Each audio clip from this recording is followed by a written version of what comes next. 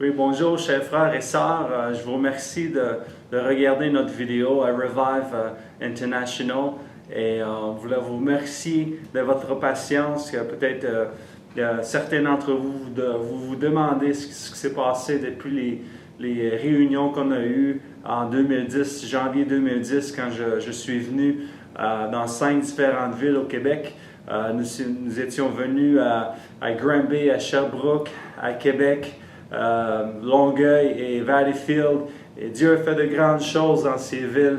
Et comme je vous ai révélé, la prophétie que Dieu m'avait donnée avait brûlé dans mon cœur depuis très longtemps.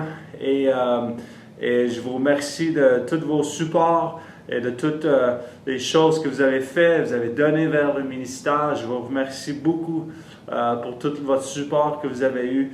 Et la raison pourquoi que je ne suis pas encore revenu, et j'étais en train de planer en 2010, en juin, de revenir, que le Saint-Esprit m'avait interdit d'y retourner. Et car Dieu voulait me préparer pour des choses et me révéler des choses. Et en ce moment, je suis en train de me préparer pour revenir pour 2011.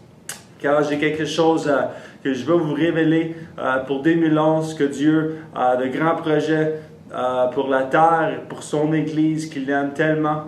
Et je voulais vous juste partager dans le livre de l'Apocalypse, chapitre 3. Si vous avez une Bible, ouvrez votre Bible s'il vous plaît. Apocalypse chapitre 3 au verset 7. Alors ceci, c'est ce que Dieu m'a comme révélé pour 2011. Et le verset 7, ça dit « Voici ce que dit le Saint, le véritable, celui qui a la clé de David, celui qui ouvre et que personne ne fermera, celui qui ferme et que personne n'ouvrira. Je connais tes œuvres. Voici parce que tu as peu de puissance et que tu as gardé ma parole et que tu n'as pas renié mon nom. J'ai mis devant toi une porte ouverte que personne ne peut fermer. » Tu vois, c'est une parole pour 2011, que Dieu a mis quelque chose en avant de vous. Un rêve, peut-être une destinée, quelque chose que je crois que 2011, cette année, ça va être une année d'opportunité pour beaucoup de monde. Et je voulais vous encourager cette année de chercher la face de l'Éternel. Que même si je connais beaucoup de personnes en ce moment qui passent dans un temps difficile, dans un temps spirituel qui est sèche, ou difficile à voir si vraiment l'Éternel est encore en vie. Et je voulais juste vous partager ce verset. Et même dans le verset 10, c'est dit que parce que tu as gardé la parole de la persévérance en moi, je te garderai aussi à l'heure de la tentation qui va venir sur le monde entier pour éprouver les habitants de la terre. Je viens bientôt, retiens ce que tu as, afin que personne ne prenne ta couronne. Ne laissez pas personne prendre votre couronne cette année, chers frères et sœurs. Il y a un moment de tentation qui va venir sur cette terre. Un moment de tentation que l'Éternel va venir et tester les cœurs.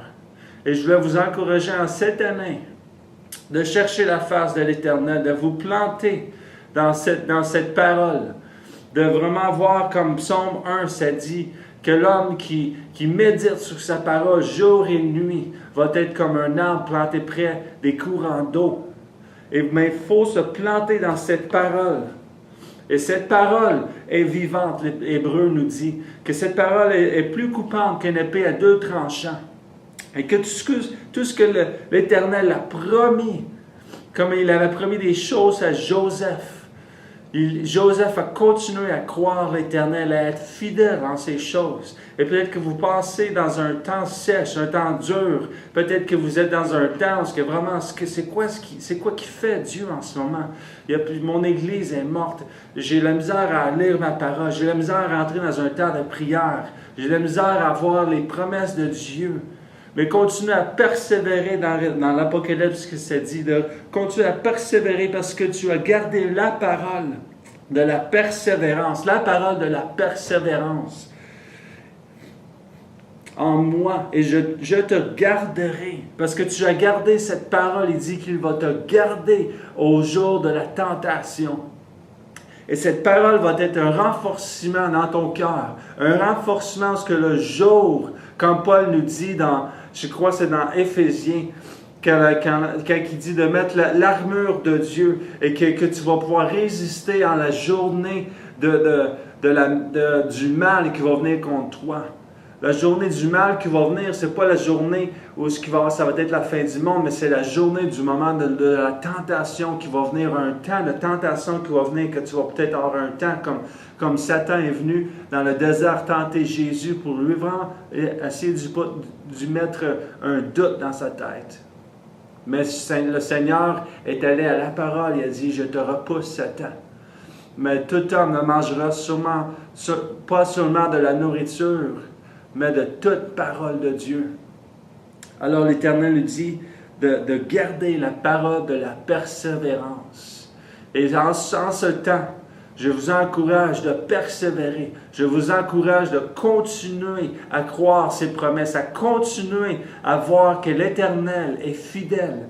Et je vais revenir très bientôt et je vous encourage de vraiment de vous joindre à une de nos réunions qu'on va avoir, que Dieu va faire de grandes choses et Dieu a de grandes choses. Et cette année, comme j'ai dit aussi au verset 7, ça dit, voici ce que dit le Saint le véritable, celui qui a la clé de David. L'Éternel dit qu'il peut ouvrir une porte que personne ne peut ouvrir, aucun homme ne peut ouvrir. Et il peut fermer les portes qu'aucun homme ne peut l'ouvrir. Alors vous devez continuer à croire l'Éternel de tout votre cœur.